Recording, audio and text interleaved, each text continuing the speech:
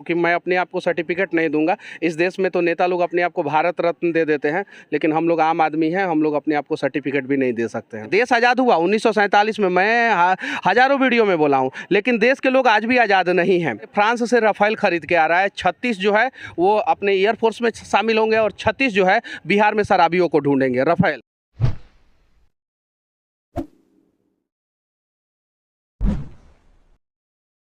नमस्कार, बेधड़कन्यूज़.com देख रहा हूँ। मैं हूँ आपके साथ शशांक। उत्तर प्रदेश में विधानसभा के चुनाव चल रहे हैं, तो चुनाव कवरेज के लिए देश भर के पत्रकार उत्तर प्रदेश आ रहे हैं। उत्तर प्रदेश में भी खास करके गोरखपुर, क्योंकि गोरखपुर मुख्यमंत्री उत्तर प्रदेश के मुख्यमंत्री का शहर है और यहीं के मठ से उत्तर प्रदेश पे राज करने के लिए एक सन्यासी गया हुआ है और पुनः इस इच्छा में है कि वो राज करे। इसी क्रम में कवरेज के लिए हमारे साथ इस समय जो मौजूद है मनीष कश्यप जी, जो बिहार से कवरेज के लिए आए हैं। जानेंगे कि उन्होंने यहाँ क्या देखा और इनकी पत्रकारिता जो कही जाती है कि ये अपने आप को सन ऑफ बिहार कहते हैं और नाली वाला पत्रकार कहते हैं, क्या है ये सब, इन सब विषयों पर जानेंगे। देखिए, समाज के लोग बहुत ज़्यादा बुद्धिजीवी हो गए हैं।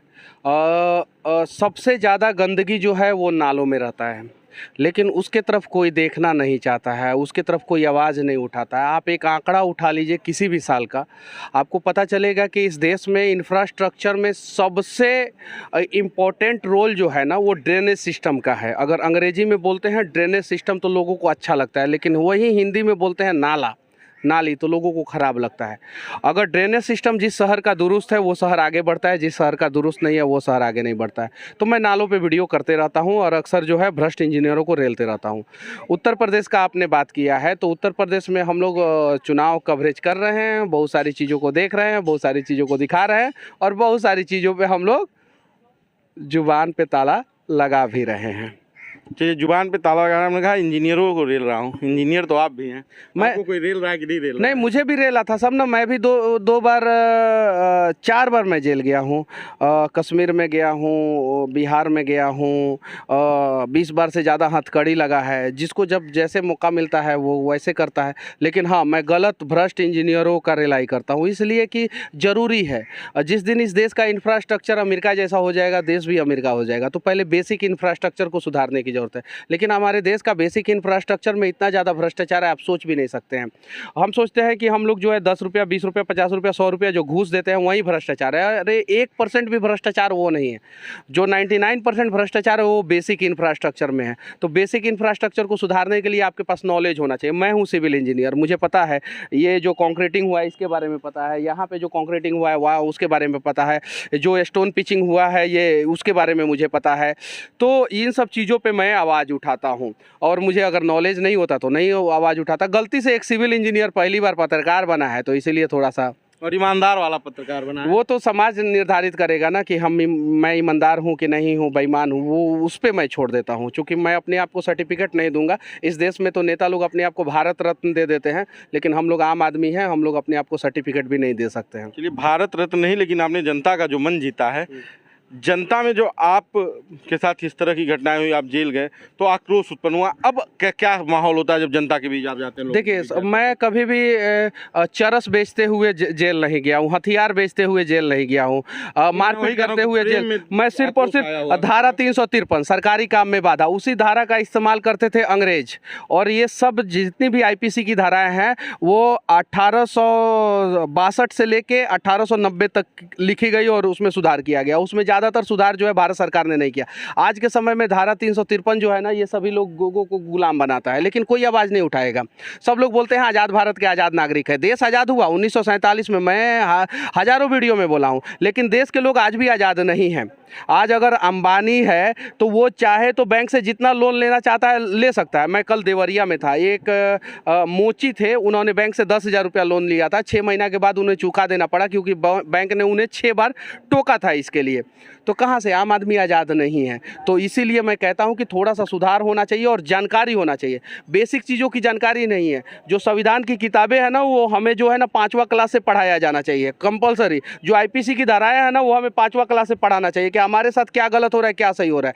99% लोग जानते नहीं है। होटल में पति पत्नी एक साथ है, तब तक होटल पे छापा पड़ गया, पता चला कि उनको भी घूस देना पड़ा 10,000, क्योंकि होटल में है। जबकि तभी भी होता है, अक्सर होता है, क्योंकि पुलिस वाले बोलते बोलते हैं अरे तुम्हारा फोटो खींच दिया, तो इसकी जानकारी नहीं है लोगों को। 18 साल से ऊपर है, अगर आप होटल में आपके पास ID कार्ड है तो आपको कोई तंग नहीं कर सकता है।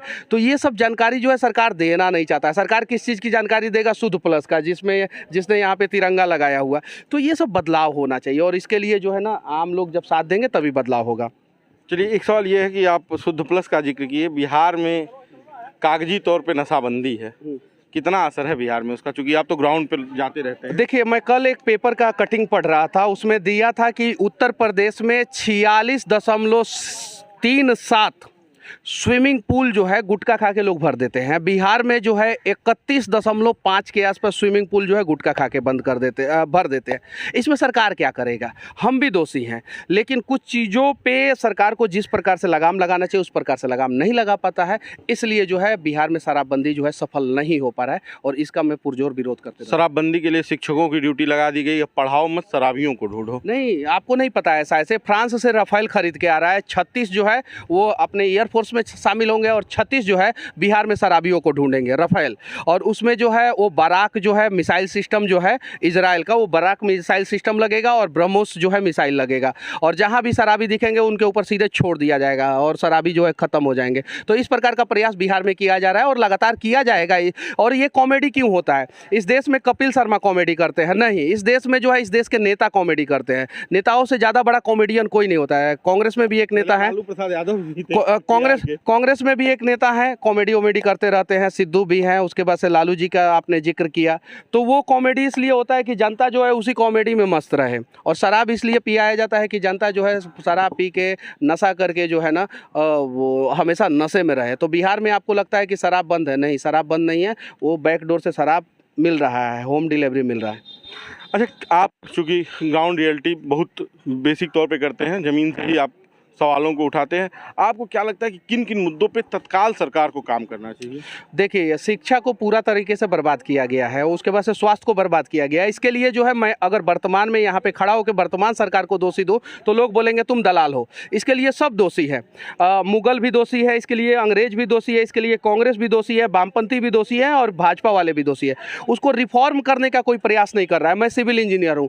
भारत में जो है बुर्ज खलीफा जैसा बड़ा इमारत इसलिए नहीं बन पाता है कि जब मैं किताब पढ़ रहा था जो सॉइल टेस्टिंग के लिए जो होता है, कंक्रीट टेक्नोलॉजी होता है, स्ट्रक्चर होता है, वो सारा जो है 1990 के पहले का पढ़ रहा था।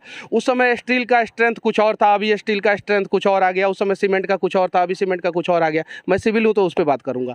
तो रिफॉर्म शिक्षा जगत में होना चाहिए, और रिफॉर्म हो नहीं रहा है। क्यों रिफॉर्म नहीं हो रहा है? कि जब आप शिक्षित हो जाएंगे और टैलेंटेड हो जाएंगे तो आप यहीं पे टेस्ला मोटर खोल लेंगे, खड़ी कर देंगे। अब यहाँ पे हम लोग बहुत खुश हो जाते हैं, पूरे भारत के लोग जश्न मनाते हैं कि गूगल ने दिया ऑफर 3 करोड़ रुपया का। कहाँ पे? कैलिफोर्निया में। मतलब हमारा देश का टैलेंट कैलिफोर्निया में बिक रहा है और हम खुश हो रहे हैं।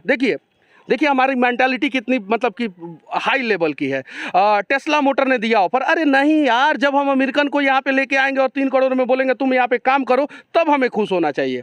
तो ये सब चीज़ें, इन सब चीज़ों में रिफॉर्मेशन होना चाहिए। और हम लोग तो एक्चुअल में पत्रकार है ही नहीं, हम लोग एनालिसिस करने वाले लोग हैं।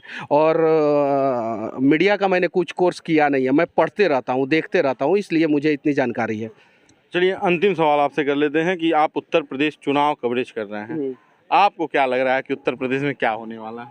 उत्तर प्रदेश में सबका भला राम करेंगे, अब देखिए क्या होता है। राम करेंगे। चलिए, हमसे बातचीत करने के लिए धन्यवाद। तो ये थे हमारे साथ मनीष कश्यप जी। वीडियो आप देखिए और आपको कैसा लगा हमें कमेंट बॉक्स में बताइए, अपनी प्रतिक्रिया कमेंट बॉक्स में दीजिए और सलाह भी दीजिए। बाकी का वीडियो आपको अच्छा लगे तो शेयर कीजिए। अगर यूट्यूब पर देख रहे हैं तो हमारे चैनल को सब्सक्राइब कीजिए, और फेसबुक पर देख रहे हैं तो हमारे पेज को लाइक कीजिए। धन्यवाद।